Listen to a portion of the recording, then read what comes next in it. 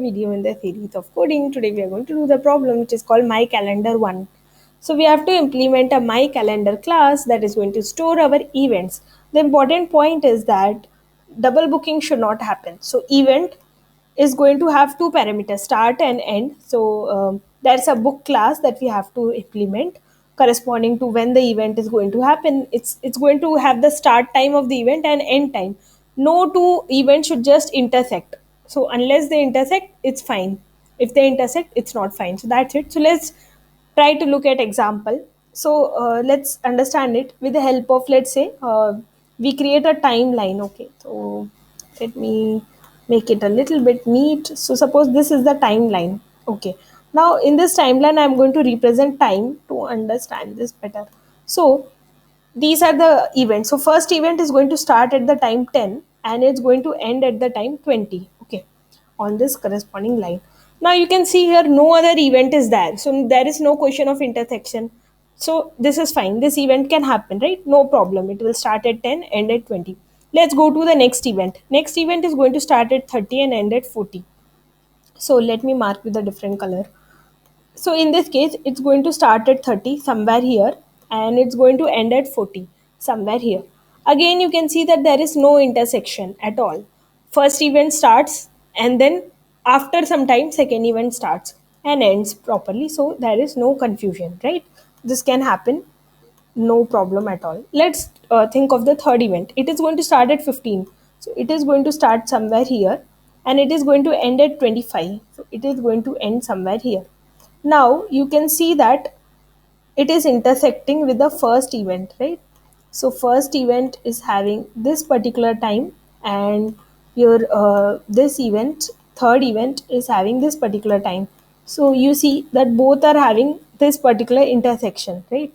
Both are intersecting in this region. So this is not allowed. So this event cannot happen. Okay. Let's try to avoid this event. So I will just delete this event. This event we will return false. We cannot conduct this event. And let's go to the fourth example. Event is starting at 40 and ending at 50. Can it happen? So it is going to start here and it is going to end at 50. Is this allowed? So see, this event is happening in this time zone and the second event is in this time zone. There is no intersection, right? Just when this is ending, this is starting. This is allowed. So these are the examples that we can take to understand this. Now, how do we actually solve the problem? So one approach, one simple approach that comes to mind is, why don't we just store them in a sorted order and we can just assign something, right? Like say, I assign plus 1 here, minus 1 here, plus 1 here, minus 1 here. Okay, plus 1 for 40 again and minus 1 for 50. Now as long as the sum, okay, as long as the sum is 0 or 1, we are fine with that. What do we mean by that? See, okay, let's try to not complicate things and let's say we have only first event. Okay, so let's start from the very beginning. Let's say we have only first event and first event is happening starting at 10 ending at 20. So I'm assigning plus 1 in a map corresponding to 10 and minus 1 in a map corresponding to 20. Now I have to find out if second event can happen or not. Second event has to start at 30 and end at 40. Okay, so I will make 30 here and I will end it at 40 here. Corresponding to 30 I am giving plus 1, corresponding to 40 I am giving minus 1. Okay, and what will I do? I will take the sum. I will take the sum of these values. So plus 1, okay, plus 1 minus 1 is 0. 0 plus 1 is 1. 1 minus 1 is 0. So initially sum was 1. Here sum became 0. Here sum became 1. Here sum became 0. So you see sum is just ranging either between 1 or 0. That means this event can happen because this event is not coinciding. What will happen when the event starts coinciding? Let's see that. Okay, so suppose let's consider this. You are adding the third event 15 and 25, right? So in this case you are adding the event at 15 and you are ending the event at 25. Okay, so as usual what I'm going to do, I'm going to give plus 1 and minus 1. So I will give plus 1 corresponding to 15, minus 1 corresponding to 25. Okay, again we will check what is happening to the summation of these values. So here you can notice that Initially, sum is 1. Okay. Now I add 1 plus 1, sum becomes equal to 2.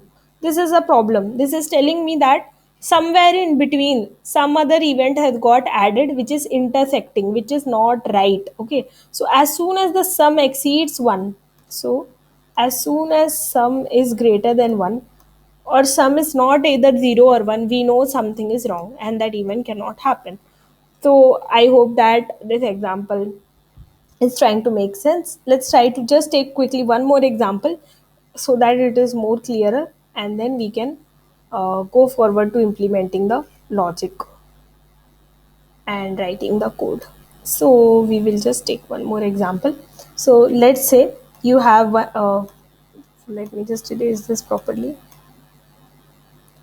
So let's say you have an event which is going to start at say 12 and end at 16. You have another event let's say starting at 20 ending at 28. Let's say you have another event which is going to start at 10 and end at 15. So let's try to quickly use our approach and find out. Okay.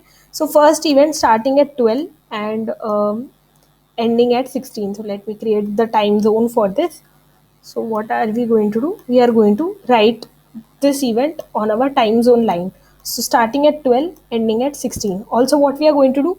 We are going to store it in a map and give it key value pairs. So what do I mean by that? To the start, we are going to give positive value 1. Okay, corresponding to this key, we are going to give plus 1. So let me write it with another color. So corresponding to 12, we are in the map, we are going to store the value 1. Corresponding to 16, we are going to store the value minus 1. Okay. This event can happen. It's not intersecting with any other event. Let's go to the next example, 2028. Can this event happen? So in the map, we are going to store 20 as well as 28. And what we are going to do? Corresponding to 20, we are going to give plus 1. Corresponding to 28, we are going to give minus 1. You can give any positive, any negative number, doesn't matter. Okay, if they are equal and opposite, it will be good. So now you see we are going to have a sum variable that is going to check all this. So initially sum is 1. Okay, 1 minus 1 0, 0 plus 1 1, 1 minus 1 0. So sum ranges, you see, when there is no intersection, sum is always going to be either 1 or 0, right? It is as simple as that. If there is an intersection, because elements are going to be ordered in a map, elements are anyway going to be ordered by descending order, so by ascending order. So what is going to happen is, if you have an intersection any time between, then there will be a problem in the value of sum, and we will see that again. Okay, so let me erase this here, and let's check this particular case. So 10 15. So let me see where it will be placed on the time zone, right? So 10 will start here and then 15. So ending time is actually a problem here. Okay, so again, let's see what we're going to do. In the map, we are going to give plus 1 here, minus 1 to 15. Okay, and again, we are going to start checking the value of the sum variable. So initially, sum is equal to 1. Okay, sum is 1. Now what happens? 1 plus 1, sum is equal to 2. So now, when sum becomes equal to 2, we know that we have a problem here. Why do we have a problem? If we try to put this event, the blue color event, and it is going to intersect the green color event, and it is going to create a problem. How do we know that? We know that because before we could get this minus 1, before we could close the event, another event started and it came and gave plus 1 in between itself, right? So that is the problem. To If we started a pair plus 1, we need minus 1 before we can start another plus 1, right? That is just the simple logic. But if we got one more plus 1 in between before we could close the event or give it a minus 1, then that is a problem. So that is the simple approach that we are going to take, and I know it's not maybe the best solution, but it works. So we are going to simply declare map. Actually, variables should be declared private, then they will be better. So methods are always used to access variables, and variables should be private, as much as possible. As a code, general logic. But anyway, so I will give them private, and method can anyway access the variables, so that should work. So we will give a map, because map is going to store them in ordered fashion by default. And what we are going to do is we are going to check sum each time. So we will start with for auto it equal to m dot begin it not equal to m dot end id plus plus. So we are going to iterate over and check the sum, right, for all the values. Now before that we can simply give m start plus plus. So in the map wherever the key start is there, to that we are actually giving plus plus. Okay, it's sort of like giving one to that and take, and we are going to let's say for m of n we are going to give minus minus. Okay, and we can declare a some value that is 50. So initially anyway everything will be 0, so if we give plus plus it will become 1, if we give minus minus it will become minus 1. It's like that, and sum is initially 0.